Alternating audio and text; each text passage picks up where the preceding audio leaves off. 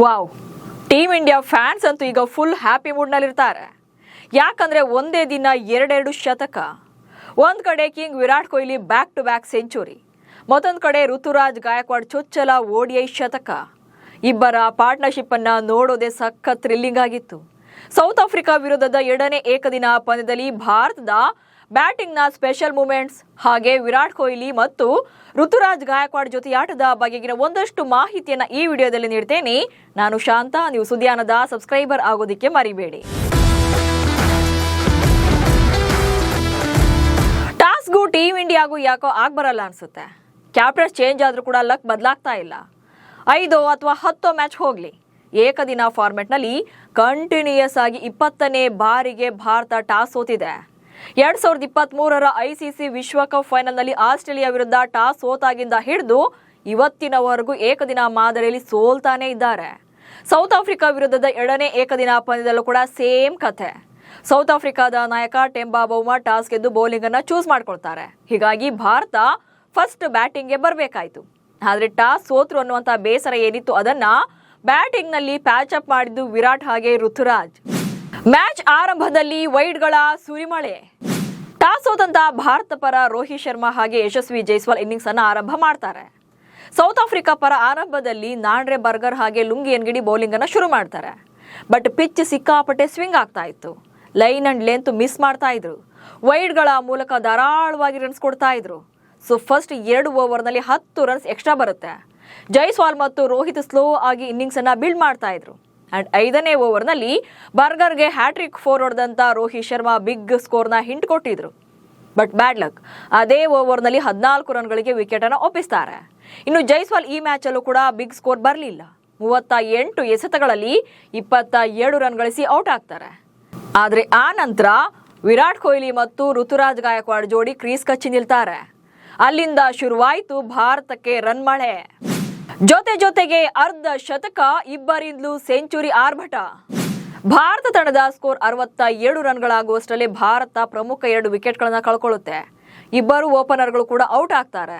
So ಇಂಥ ಟೈಮಲ್ಲಿ powerful ಜೊತೆಯಾಟ ನೀಡಿದ್ದು ವಿರಾಟ್ ಕೊಹ್ಲಿ ಮತ್ತು ಋತುರಾಜ್ ಗಾಯಕ್ವಾಡ್. ಕೊಹ್ಲಿ ಜೊತೆ ಉತ್ತಮ ಸಾಥ್ ನೀಡಿದಂತ ಗಾಯಕ್ವಾಡ್ ತುಂಬಾನೇ ಕಾನ್ಫಿಡೆಂಟ್ ಆಗಿ ಇವತ್ತಿನ ಪಂದ್ಯದಲ್ಲಿ ಬ್ಯಾಟಿಂಗ್ ಮಾಡಿದ್ರು. ಜಸ್ಟ್ 52 ಎಸೆತಗಳಲ್ಲಿ ಅರ್ಧ ಶತಕವನ್ನ ಕಂಪ್ಲೀಟ್ ಮಾಡಿದ್ರು. ಅಂಡ್ ನೆಕ್ಸ್ಟ್ ಓವರ್ನಲ್ಲಿ 47 ಬಾಲಲ್ಲಿ ವಿರಾಟ್ ಕೊಹ್ಲಿ ಕೂಡ ಅರ್ಧ ಶತಕ ಬಾರಿಸಿದ್ರು. ಹೀಗೆ ಬ್ಯಾಕ್ ಟು ಬ್ಯಾಕ್ ಇಬ್ಬರಿಂದಲೂ ಕೂಡ ಅರ್ಧ ಶತಕ ಬರುತ್ತೆ. ಆನಂತರ 98 ಬಾಲ್ಗಳಲ್ಲಿ 100 ರನ್ಗಳ ಜೊತೆಯಾಟ ಬಂತು ಇಬ್ಬರಿಂದ. ಬ್ಯಾಟಿಂಗ್ ನಲ್ಲಿ ಒಬ್ರನ್ನೊಬ್ರು ಮ್ಯಾಚ್ ಮಾಡಿಕೊಂಡೆ 132 ಬಾಲಲ್ಲಿ 150 ರನ್ಗಳನ್ನ ಕಂಪ್ಲೀಟ್ ಮಾಡ್ತಾರೆ. ಅಂಡ್ ಈ ಮ್ಯಾಚ್ ಅಲ್ಲಿ ಮೊದಲಿಗೆ ಋತುರಾಜ್ ಗಾಯಕ್ವಾಡ್ ಜಸ್ಟ್ 77 ಬಾಲಲ್ಲಿ ಸೆಂಚುರಿ ಬಾರಿಸ್ತಾರೆ. 12 4, 2 6 ಸಹ ಸೇರಿದ್ವಿ ಇದರಲ್ಲಿ. ಅಂಡ್ ಏಕದಿನ ಮಾದರಿಯಲ್ಲಿ ಮೊದಲ ಶತಕ ಬಾರಿಸಿದಂತ ಗಾಯಕ್ವಾಡ್ರನ್ನ ವಿರಾಟ್ ಕೊಹ್ಲಿ ಅಪ್ಕೊಂಡು ವಿಶ್ ಮಾಡ್ತಾರೆ. ಅಂತಿಮವಾಗಿ 83 ಎಸೆತಗಳಲ್ಲಿ 105 ರನ್ ಗಳಿಸಿ ಮಾರ್ಕೋ ಜಾನ್ಸನ್ ಅವರ ಬೌಲಿಂಗ್ ನಲ್ಲಿ ಕ್ಯಾಚ್ ಔಟ್ ಆಗ್ತಾರೆ ಗಾಯಕ್ವಾಡ್. ಅಂಡ್ ಇಂಟ್ರೆಸ್ಟಿಂಗ್ ಅಂದ್ರೆ ಈ ಪಂದ್ಯದಲ್ಲಿ KL ರಾಹುಲ್ 5ನೇ ಕ್ರಮಾಂಕದಲ್ಲಿ ಬ್ಯಾಟಿಂಗ್ಗೆ ಬರ್ತಾರೆ.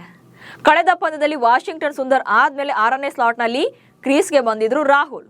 ವಿಶೇಷ ಏನಂದ್ರೆ ಕಳೆದ ಪಂದ್ಯದಂತೆಯೇ ಈ ಪಂದ್ಯದಲ್ಲೂ ಕೂಡ ರಾಹುಲ್ ಪಾರ್ಟ್ನರ್ ಆಗಿದ್ದಾಗಲೇ ವಿರಾಟ್ ಕೊಹ್ಲಿ ಸೆಂಚುರಿಯನ್ನ ಕಂಪ್ಲೀಟ್ ಮಾಡ್ತಾರೆ. ಈ ಪಂದ್ಯದಲ್ಲಿ 90 ಬಾಲಲ್ಲಿ 7 4 ಹಾಗೆ 2 ಸಿಕ್ಸರ್ಗಳೊಂದಿಗೆ 100 ರನ್ಗಳನ್ನ ಕಂಪ್ಲೀಟ್ ಮಾಡಿದ್ರು. ಬಟ್ ಆನಂತರ ಹೆಚ್ಚು ಹೊತ್ತು ಕ್ರೀಸ್ನಲ್ಲಿ ನಿಲ್ಲೋಕೆ ಸಾಧ್ಯವಾಗಲಿಲ್ಲ.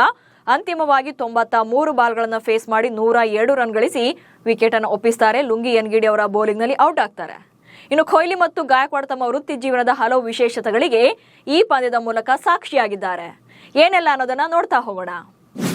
ಸೌತ್ ಆಫ್ರಿಕಾ ವಿರುದ್ಧ king Virat Kohli back to back ಶತಕ ಬಾರಿಸಿದ್ದಾರೆ. ಎಸ್, ವಿರಾಟ್ ಕೊಹ್ಲಿ ಅಂತೂ ಈಗ ಅದ್ಭುತ ಫಾರ್ಮ್ ನಲ್ಲಿದ್ದಾರೆ. ಆಸ್ಟ್ರೇಲಿಯಾ ಸೀರೀಸ್ ನಲ್ಲಿ ಬ್ಯಾಕ್ ಟು ಬ್ಯಾಕ್ ಡಕ್ಔಟ್ ಆಗಿದ್ರು ವಿರಾಟ್ ಕೊಹ್ಲಿ. ಮೊದಲ ಹಾಗೆ 2ನೇ ಪಂದ್ಯದಲ್ಲಿ 2 ಪಂದ್ಯದಲ್ಲೂ ಕೂಡ ಖಾತೆ ತೆರೆಯೋಕೆ ಸಾಧ್ಯವಾಗಿರಲಿಲ್ಲ. ಅಂಡ್ 3ನೇ ಪಂದ್ಯದಲ್ಲಿ ರೋಹಿತ್ ಶರ್ಮಾ ಜೊತೆ ಅದ್ಭುತ ಜೊತೆ ಆಟವಾಡಿ ಅಜೇಯ 74 ರನ್ಗಳನ್ನ ಗಳಿಸಿದ್ರು. ಈಗ ತವರಿನಲ್ಲಿ ಸೌತ್ ಆಫ್ರಿಕಾ ವಿರುದ್ಧ ಬ್ಯಾಕ್ ಟು ಬ್ಯಾಕ್ ಶತಕ ಬಾರಿಸಿದ್ದಾರೆ. ಮೊದಲ ಪಂದ್ಯದಲ್ಲಿ 120 ಎಸೆತಗಳಲ್ಲಿ 135 ರನ್ಗಳನ್ನ ಕಲೆ ಹಾಕಿದಂತ ವಿರಾಟ್ ಕೊಹ್ಲಿ ಈಗ 102 ರನ್ಗಳನ್ನ ಬಾರಿಸಿ ಬ್ಯಾಕ್ ಟು ಬ್ಯಾಕ್ ಶತಕ ಬಾರಿಸಿದ್ದಾರೆ. ಹಾಗೆ ಏಕದಿನ ಮಾದರಿಯಲ್ಲಿ ಸೌತ್ ಆಫ್ರಿಕಾ ವಿರುದ್ಧ ಅತ್ಯಂತ ಹೆಚ್ಚು ಶತಕ ಗಳಿಸಿದಂತ ದಾಖಲೆ ಕೂಡ ಈಗ ಕೊಹ್ಲಿ ಹೆಸರಲ್ಲೇ ಇದೆ. ಅಂಡ್ ನೆಕ್ಸ್ಟ್ ಏನಂತ ಅಂದ್ರೆ ಏಕದಿನ ಮಾದರಿಯಲ್ಲಿ 307 ಇನ್ನಿಂಗ್ಸ್ಗಳಲ್ಲಿ 53ನೇ ಸೆಂಚುರಿ ಬಂದಿದೆ. ಎಸ್, ಏಕದಿನ ಮಾದರಿಯ ಸುಲ್ತಾನನಾಗಿರುವಂಥ ವಿರಾಟ್ ಕೊಹ್ಲಿ ಅತಿ ಹೆಚ್ಚು ಸೆಂಚುರಿಗಳನ್ನು ಬಾರಿಸಿರುವಂಥ ಬ್ಯಾಟರ್ ಆಗಿದ್ದಾರೆ. ಸೊ ಬಹುಶಃ ಇನ್ನು ಮುಂದಿನ ದಿನಗಳಲ್ಲಿ ಈ ರೆಕಾರ್ಡನ್ನು ಬ್ರೇಕ್ ಮಾಡೋದು ತುಂಬಾ ಕಷ್ಟ ಇದೆ. ಯಾಕಂದರೆ ಏಕದಿನ ಮಾದರಿಯಲ್ಲಿ 307 ಇನ್ನಿಂಗ್ಸ್ಗಳಲ್ಲಿ 53 ಸೆಂಚುರಿ ಬಂದಿದೆ. ಜಗತ್ತಿನಲ್ಲಿ ಯಾವೊಬ್ಬ ಬ್ಯಾಟರ್ ಕೂಡ ಇಷ್ಟೊಂದು ಸೆಂಚುರಿಯನ್ನು ಬರೀ ಜಸ್ಟ್ ಏಕದಿನ ಮಾದರಿಯಲ್ಲಿ ಮಾತ್ರ ಹೊಡೆದೇ ಇಲ್ಲ. ಸೊ ಈ ಫಾರ್ಮೆಟ್ನಲ್ಲಿ ಕಿಂಗ್ ವಿರಾಟ್ ಕೊಹ್ಲಿ ಯಾವತ್ತಿದ್ರೂ ಕಿಂಗ್ ಅನ್ನೋದು ಮತ್ತೆ ಕೂಡ ಸಾಬೀತಾಗಿದೆ. ಆ್ಯಂಡ್ ನೆಕ್ಸ್ಟ್ ಇನ್ನೊಂದು ರೆಕಾರ್ಡ್ ಏನಪ್ಪಾ ಅಂತಂದರೆ ಒಂದೇ ಕ್ರಮಾಂಕದಲ್ಲಿ ಅತಿ ಹೆಚ್ಚು ಶತಕ ದಾಖಲಿಸಿದಂಥ ವಿರಾಟ್. ಎಸ್, ನಂಬರ್ 3 ಅಂತಂದರೆ ಥಟ್ ಅಂತ ನೆನಪಾಗೋದೇ ಟೀಮ್ ಇಂಡಿಯಾದಲ್ಲಿ ವಿರಾಟ್ ಕೊಹ್ಲಿ. ಯಾಕಂದರೆ ಆ ಸ್ಲಾಟ್ನಲ್ಲಿ ವಿರಾಟ್ ಕೊಹ್ಲಿ ಮಾಡಿರುವಂಥ ಅದ್ಭುತ ಸಾಧನೆಗಳು ಆ ಇತಿಹಾಸವನ್ನು ಕೆದಕಿದ್ರೆ ಈ ಫಾರ್ಮೆಟ್ನಲ್ಲಿ ಮುಂದೆ ಬರುವಂಥ ಬ್ಯಾಟರ್ಗಳ ಮೇಲೆ ತುಂಬಾ ಪ್ರೆಷರ್ ಇರುತ್ತೆ. ಯಾಕಂದರೆ ಈ ನಂಬರ್ನಲ್ಲಿರುವಂಥ ವ್ಯಾಲ್ಯೂಯನ್ನು ಕಂಟಿನ್ಯೂ ಮಾಡಬೇಕಾಗುತ್ತೆ. ಹಾಗೆ ಆ ಕ್ರಮಾಂಕದಲ್ಲಿರುವಂಥ ಪ್ರೆಷರ್ನು ಕೂಡ ಹ್ಯಾಂಡಲ್ ಮಾಡಬೇಕಾಗುತ್ತೆ. ಒನ್ ಡೌನ್ ಆಗಿ ಬರುವಂಥ ಬ್ಯಾಟರ್ಗಳಿಗೆ ಮುಂದಿನ ರನ್ಸನ್ನು ಹೆಚ್ಚಿಸೋಕೆ ಈ ಸ್ಲಾಟ್ ಏನಿದೆ ಅದು ತುಂಬಾ ಮುಖ್ಯ ಆಗುತ್ತೆ. ಹಾಗಾಗಿ ವಿರಾಟ್ ಅವರು ಈ ಸ್ಲಾಟ್ನಲ್ಲಿ ಅದೆಷ್ಟರ ಮಟ್ಟಿಗೆ ಪ್ರಭಾವ ಬೀರಿದ್ದಾರೆ ಅನ್ನೋದು ಈ ನಂಬರ್ನಲ್ಲೇ ಗೊತ್ತಾಗುತ್ತೆ. ಆ್ಯಂಡ್ ಈ ನಂಬರ್ ಮೂಲಕ ಸಚಿನ್ ಅವರ ದಾಖಲೆಯನ್ನು ಬ್ರೇಕ್ ಮಾಡಿದ್ದಾರೆ. ಸಚಿನ್ ಅವರು ಆರಂಭಿಕನಾಗಿ 45 ಶತಕಗಳನ್ನು ಬಾರಿಸಿದ್ದಾರೆ. ಆದರೆ ಏಕದಿನ ಮಾದರಿಯಲ್ಲಿ 3ನೇ ಕ್ರಮಾಂಕದಲ್ಲಿ 46 ಶತಕಗಳನ್ನು ಬಾರಿಸೋ ಮೂಲಕ ವಿರಾಟ್ ಕೊಹ್ಲಿ ಮತ್ತೊಮ್ಮೆ ಸಚಿನ್ ಅವರ ಮತ್ತೊಂದು ದಾಖಲೆಯನ್ನು ಬ್ರೇಕ್ ಮಾಡಿದ್ದಾರೆ. ಸೊ ಇದೇ ನಂಬರ್ಗಳನ್ನು ನೋಡಿದಾಗ ಏಕದಿನ ಮಾದರಿಯಲ್ಲಿ ವಿರಾಟ್ ಕೊಹ್ಲಿ ಎಷ್ಟು ಎಫೆಕ್ಟಿವ್ ಆಗಿದ್ದಾರೆ ಅನ್ನೋದು ಗೊತ್ತಾಗುತ್ತೆ. ಆ್ಯಂಡ್ ಈ ಪಂದ್ಯ ಋತುರಾಜ್ ಗಾಯಕ್ವಾಡ್ ಪಾಲಿಗೂ ಕೂಡ ತುಂಬಾನೇ ಸ್ಪೆಷಲ್. ಯಾಕಂದರೆ ಚೊಚ್ಚಲ ಏಕದಿನ ಶತಕವನ್ನು ಬಾರಿಸಿದ್ದಾರೆ ಋತುರಾಜ್ ಗಾಯಕ್ವಾಡ್. ಈ ಪಂದ್ಯದಲ್ಲಿ 105 ರನ್ಗಳನ್ನು ಬಾರಿಸಿದ್ದಾರೆ. ಭಾರತ ಪರ ಒಟ್ಟಾರೆಯಾಗಿ 8 ODI ಪಂದ್ಯಗಳನ್ನು ಆಡಿರುವಂಥ ಋತುರಾಜ್ ಗಾಯಕ್ವಾಡ್ ಮೊದಲ ಬಾರಿಗೆ ಶತಕ ಬಾರಿಸಿದ್ದಾರೆ. ಅದು ಕೂಡ ಕಿಂಗ್ ವಿರಾಟ್ ಕೊಹ್ಲಿ ಅವರ ಜೊತೆಗೆ ಇದ್ದುಕೊಂಡು ಶತಕ ಬಾರಿಸಿರೋದು ಅವರಿಗೆ ನಿಜಕ್ಕೂ ಕೂಡ ಲೈಫ್ ಲಾಂಗ್ ಮೆಮೊರಬಲ್ ಇನ್ನಿಂಗ್ಸ್ ಆಗಿರುತ್ತೆ. ಇದನ್ನು ಯಾರು ಕೂಡ ಮರೆಯೋಕೆ ಸಾಧ್ಯನೇ ಇಲ್ಲ. ಸೊ ಇದು ಕೂಡ ಅವರಿಗೆ ಸ್ಪೆಷಲ್ ಮೂಮೆಂಟ್ ಆಗಿತ್ತು. ಆ್ಯಂಡ್ ಈ ಪಂದ್ಯದ ಮತ್ತೊಂದು ಹೈಲೈಟ್ ಏನಪ್ಪಾ ಅಂತಂದರೆ ಕಿಂಗ್ ವಿರಾಟ್ ಕೊಹ್ಲಿ ಮತ್ತು ಋತುರಾಜ್ ಗಾಯಕ್ವಾಡ್ ನಡುವೆ 195 ರನ್ಗಳ ಜೊತೆಯಾಟ ಬಂದಿದೆ. ಎಸ್, ಏಕದಿನ ಮಾದರಿಯಲ್ಲಿ ಕಳೆದ 2 ಪಂದ್ಯಗಳಲ್ಲಿ ರೋಹಿತ್ ಶರ್ಮಾ ಹಾಗೆ ವಿರಾಟ್ ಕೊಹ್ಲಿ ನಡುವೆ ಒಳ್ಳೆ ಪಾರ್ಟ್ನರ್ಶಿಪ್ ಬಂದಿತ್ತು. ಆಸ್ಟ್ರೇಲಿಯಾ ವಿರುದ್ಧದ 3ನೇ ಪಂದ್ಯದಲ್ಲಿ ರೋಹಿತ್ ಹಾಗೆ ವಿರಾಟ್ ಕೊಹ್ಲಿ 150+ ರನ್ಸ್ ಅನ್ನ ಜೊತೆಯಾಟದಲ್ಲಿ ಬಂದಿತ್ತು. ಅಂಡ್ ನೆಕ್ಸ್ಟ್ ಈಗ ಸೌತ್ ಆಫ್ರಿಕಾ ವಿರುದ್ಧದ ಮೊದಲ ಪಂದ್ಯದಲ್ಲಿ 100+ ರನ್ಸ್ ಜೊತೆಯಾಟ ಬಂದಿತ್ತು ಇಬ್ಬರ ಪಾರ್ಟ್ನರ್ಶಿಪ್ ಅಲ್ಲಿ. ಅಂಡ್ ಈಗ ಸೌತ್ ಆಫ್ರಿಕಾ ವಿರುದ್ಧದ 2ನೇ ಪಂದ್ಯದಲ್ಲಿ ವಿರಾಟ್ ಕೊಹ್ಲಿ ಮತ್ತು ಋತುರಾಜ್ ಗಾಯಕ್ವಾಡ್ ನಡುವೆ ಅದ್ಭುತ ಜೊತೆಯಾಟ ಬಂದಿದೆ. 195 ರನ್ಗಳನ್ನ ಇಬ್ಬರು ಕೂಡ ಪಾರ್ಟ್ನರ್ಶಿಪ್ ಅಲ್ಲಿ ಹೊಡೆದಿದ್ದಾರೆ. ಹೀಗೆ ಕೊಹ್ಲಿ ಮತ್ತು ಋತುರಾಜ್ ಪಾರ್ಟ್ನರ್ಶಿಪ್ ಭಾರತಕ್ಕೆ ಭದ್ರ ಬುನಾದಿಯನ್ನೇ ಹಾಕಿಕೊಡ್ತು. ಆನಂತರ ನಾಯಕ KL ರಾಹುಲ್ ಚಾರ್ಜ್ ತಗೊಳ್ತಾರೆ. ಸೌತ್ ಆಫ್ರಿಕಾ ಬೌಲರ್ಗಳನ್ನ ದಂಡಿಸೋಕೆ ಶುರು ಮಾಡ್ತಾರೆ. T20 ಮಾದರಿಯಲ್ಲಿ ಬಿಗ್ ಹಿಟ್ಗಳನ್ನ ಬಾರಿಸ್ತಾ ಇರ್ತಾರೆ. ಸ್ಲೋ ಆಗಿ ಆಡ್ತಾ ಇದ್ದಂಥ ವಾಷಿಂಗ್ಟನ್ ಸುಂದರ್ ರನ್ಔಟ್ ಆದ್ಮೇಲೆ ರವೀಂದ್ರ ಜಡೇಜಾ ಜೊತೆ ಆಗ್ತಾರೆ. ಅಂಡ್ ಇಲ್ಲಿ ಇನ್ನೊಂದು ಏನಪ್ಪಾ ಅಂತಂದ್ರೆ 44 ರನ್ ಗಳಿಸಿದಂತ ಅಂದ್ರೆ 28 ಬಾಲಲ್ಲಿ 44 ರನ್ ಗಳಿಸಿದಂತ KL ರಾಹುಲ್ಗೆ ಜೀವದಾನ ಸಿಕ್ಕಿತ್ತು. ಅದೇ ಜೀವದಾನದಿಂದಾಗಿ ಅರ್ಧ ಶತಕವನ್ನು ಕೂಡ ರಾಹುಲ್ ಕಂಪ್ಲೀಟ್ ಮಾಡಿದ್ರು.